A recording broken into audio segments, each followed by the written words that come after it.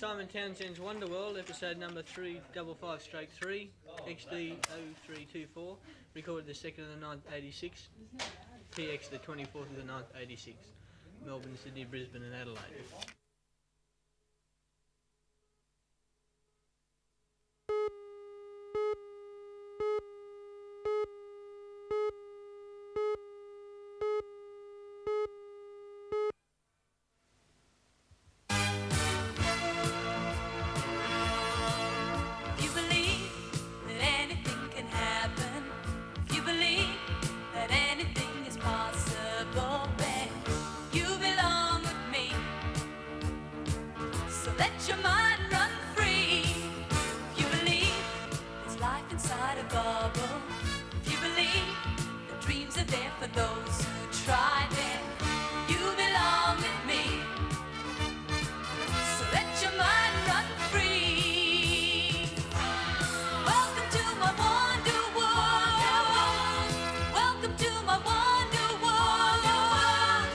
Welcome to my wonder world.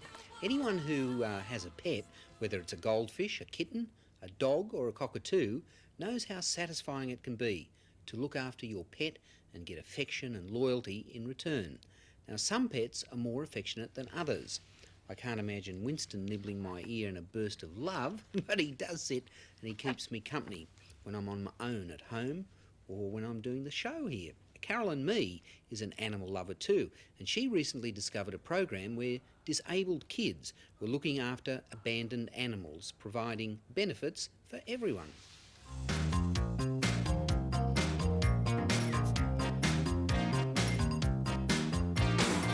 Hundreds of animals are deserted every week. Some of them wander around lost and alone, but the luckier ones are taken into the Animal Welfare League Centre, where they're given a second chance of finding a happy home. But in the meantime, they're given plenty of loving care and affection.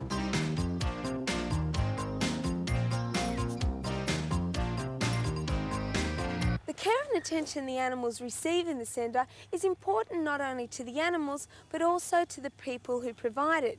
For 17 Year 7 and 8 students from Lanier High, who either have learning disabilities or hearing difficulties, take turns in looking after the animals and making life more pleasant for them.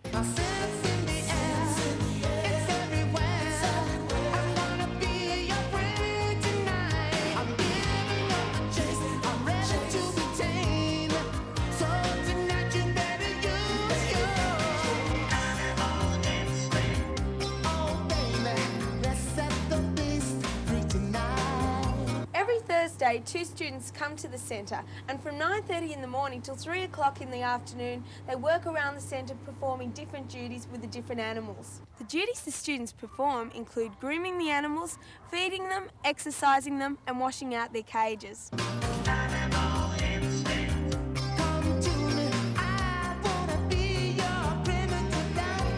The centre cares for a wide variety of animals, including both domestic and farm animals, so the students get to experience being around animals they normally wouldn't have contact with. Looking after the animals helps the students to develop a sense of responsibility. It makes them think about others and it improves their self-esteem. How does working with the animals help the children so much? I think it's because the children can show love for the animals and the animals themselves show love back to the children. And this is something which just helps them build up their self-image of themselves. All in all, it's really helped all of the kids. What do you like about working with the animals? They're nice and cuddly, furry, nice to learn about, and you can work with the animals and they're real good. Because they're a lot of fun and you can get a lot of experience from working with them and to understand what they really like.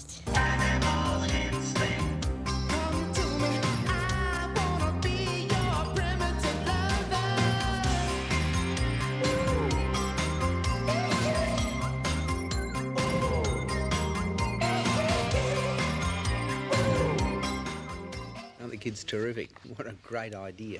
Stay tuned and I'll be right back with a story about something no house would be complete without. Today's tiny microchip replaced this 1950s memory bank.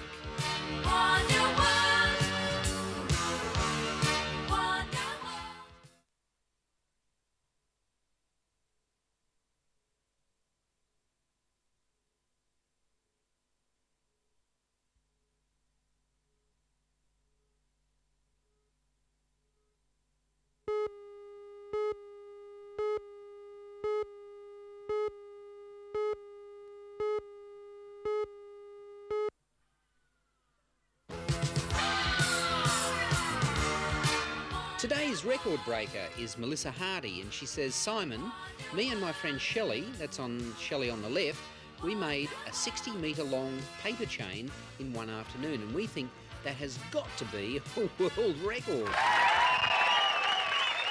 Well, I don't know if it is, but it's some kind of record. Good on you, Melissa. I'm pretty sure you've broken some kind of record somewhere. So here for you is the Guinness Book of Pet Records, and this is a good one.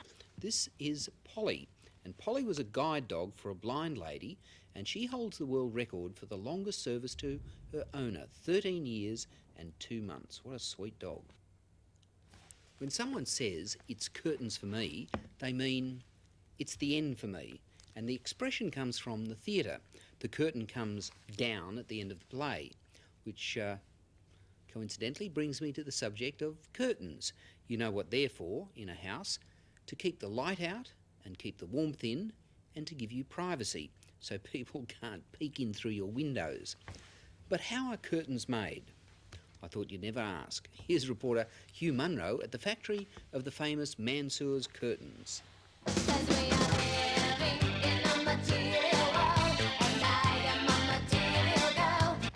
The beginning of a curtain's life starts with the material. Curtains are made from a thick, coarse fabric called furnishing fabric. And if you're not sure of your choice, then you can take the samples home and hold them up against your window. Hope this information isn't immaterial. The samples are called swatches, and once you've chosen your colour, you take them to the sales assistant, who then tells you exactly how much material you'll need for your window. She writes an order form and puts it with the roll of material ready to go to the factory.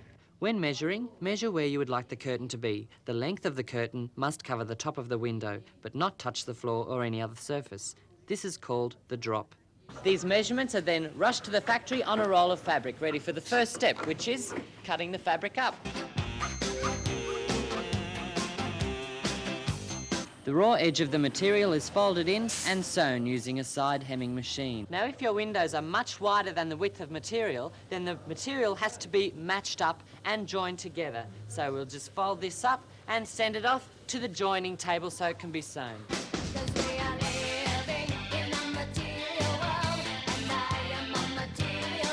The curtains are hung up on this measuring table. The wrinkles are straightened out because it's here that the length and width are finalised. The cutters are set to the required size and they cut off any unwanted material.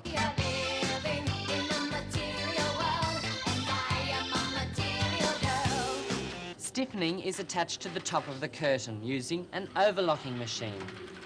The stiffening gives body to the heading of your curtain. That's the top of the curtain. Curtains are just a piece of material that you hang up on your window. Looks a bit boring like this, but if you really want to jazz it up, you just have it gathered. And it's done on this gathering machine. I suppose you gathered that already.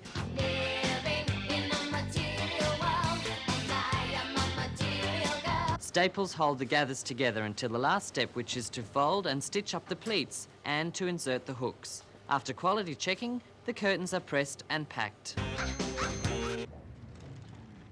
Here's a revealing piece of information. If you don't want curtains, you can always get blinds. This is called a revealing shot, everybody. If you insist on making your curtains at home, then you can get all the accessories that you need here at the Curtain Bar. And now it looks like it's curtains for me. Bye. Bye, Hugh. And thanks to the famous Tim Mansour for allowing us into his factory to do that story. Next up, music, and then we look at a unique way of using computers in schools. Giant squid were once thought to be only a legend.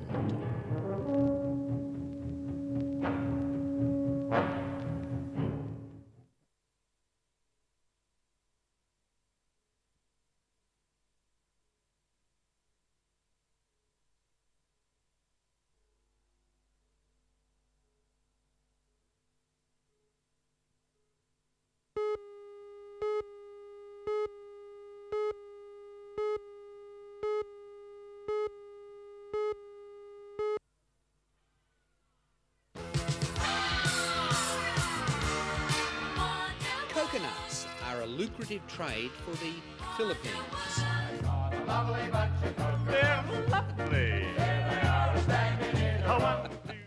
Today's music clip is from the movie called Labyrinth, which has been made by the creators of The Muppets, and the movie features many mysterious and friendly characters, some of which you'll see in this clip. The song is Underground. It's by David. Extraordinary. Love it. These days, computers are doing just about everything for us except wiping our noses and making our beds in the morning. But no doubt they'll be doing that before long. One thing they do, which makes life much easier, computers help us to communicate overseas. And some kids these days are so much better at operating computers than most adults. It seems quite logical that kids in Australian schools should start communicating with kids overseas by computer. Now, Wednesday Kennedy was present at one of these link-ups between Aussie kids and their American computer friends.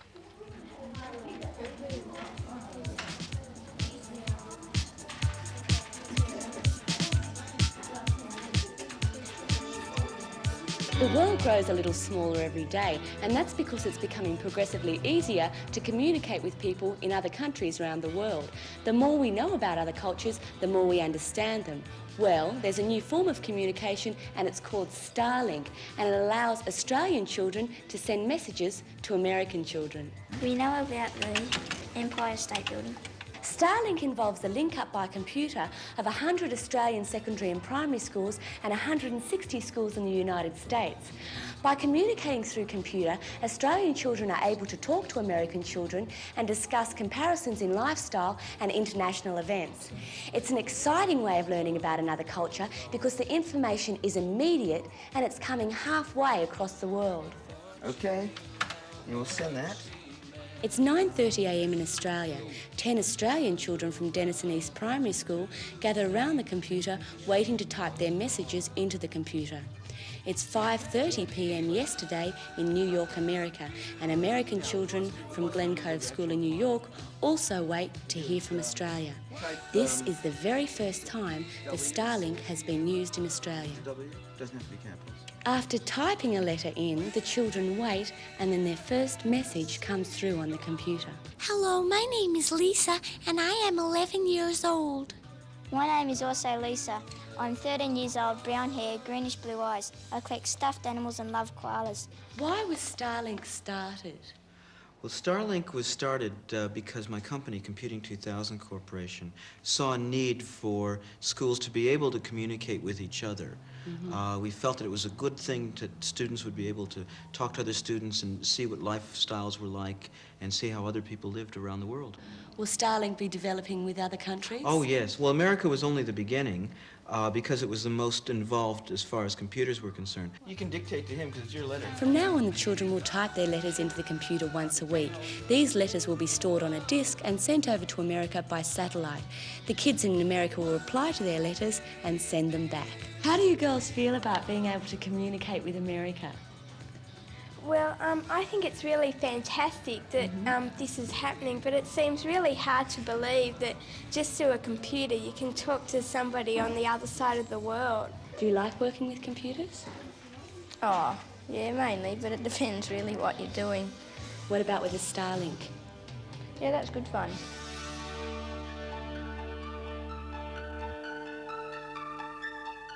Starlink, good fun, all right. Today's Newshound now, and today's Newshound is Thomas Peters. And he reports to me, Simon, we had a school fair recently and this rescue helicopter landed in a paddock next to the school and I went for a ride in it, which was really exciting. Thanks for being our Newshound for today, Thomas. And remember that everyone receives one of these Newshound cards so that you can tell your friends you are a junior Wonderworld reporter and you're identified by the Newshound card. Here's some gifts for you. This is a brand new game. It's called Dare. It's from the company called Crown and Andrews, and it's described as being the game the whole human race has been playing since the serpent dared Eve to eat the apple. And the idea of the game is to answer the questions, or you have to perform dares, which are crazy, but lots of fun. I know you'll enjoy playing this game, Thomas. And from Britons, here's a star system toy, and this one's called the Mauler Raider, and it's got this these crab-like pincers that you can see here, down here, and they're quite amazing. I think you'll enjoy that. And finally, Thomas, this is from me to you. You can only win these on Wonderworld. It's a Wonderworld cap. Hope you enjoy wearing that, and I'll be back in a moment with some vitally important ideas on how to make a good impression on other people. Simon loves to reply to your letters, but remember you must also send a second envelope. And this second envelope must have your name and your address on it.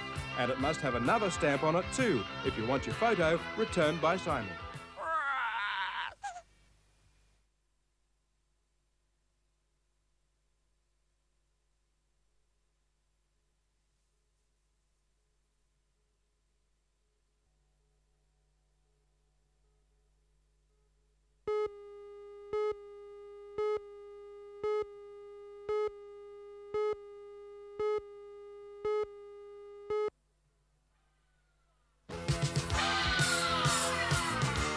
What breed of horse is this?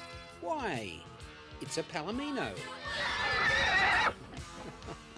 What a beautiful horse too. Hello? Yes, this is Simon speaking. How are you? Right, look, could you just hold the line for a moment? I'll be right back. Answering a telephone in a polite manner is vitally important if you want to impress people, especially if you're running a business. Now, a nasty voice can cost you dozens of customers. If you've ever called Wonderworld, you'll notice that our receptionist is always bright and cheerful. I asked Brett Clements to find out for me how to develop a good telephone manner. Here he is.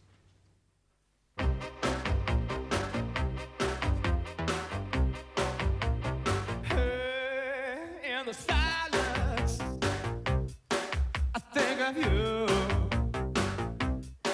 I sent a message, hope it gets through.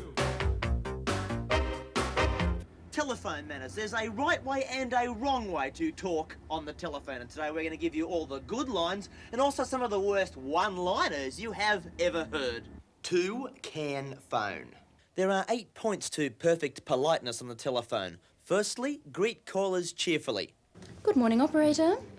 Be polite and correct. And you want him to call you back? No problem. Gotta be a phone bug.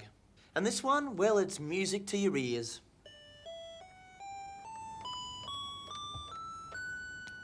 Identify yourself. Good morning, Mitchell-Pigs Marketing. May I help you? Ask for a particular person or a particular department. May I please speak to Mr. Hammer of the music department? Now, this duck doesn't belong on a wall and it doesn't belong in a pond. You see, it's a quack phone used for all those of you who want to fly south for the winter. Give information accurately, record information accurately. Okay, your phone number. Thank your caller, thank your operator. Thank you. Bye now. And for the vegetarians amongst us, we have cucumber and banana phones. Relay messages, act on messages. I'll leave that message for him, no problem. End your call cheerfully and politely. Certainly, I'll do that for you, no problem. Why pay $4,500 for a car phone when for $85 you can have a XJS Jaguar, a Mercedes-Benz or a Porsche? But if you're ET, we all know what phone you should use, the robotic phone. There are two very, very important words to remember in telephone conversations, aren't there, Chris? Yes. And those two very important words are? Please and thank you. Oh, please, pretty please. Please with sugar on top. Putting you through. Oh, thank you. Thank you. Thank you from the bottom of my little heart. Who may say's calling? Goodbye. And if you kiss this, you'll probably get warts, a frog in your throat, or if you're really lucky, you might get engaged. Sorry, the line is busy. Do you wish to wait on? But with this one, you do have to be careful you don't get wet behind the ears. And for all those of you who have a cold phone manner or get a real kick out of their call... Good afternoon, Wonderworld. And if you have to hair off... They got the distance. They got the miles over the valley. Could take a while.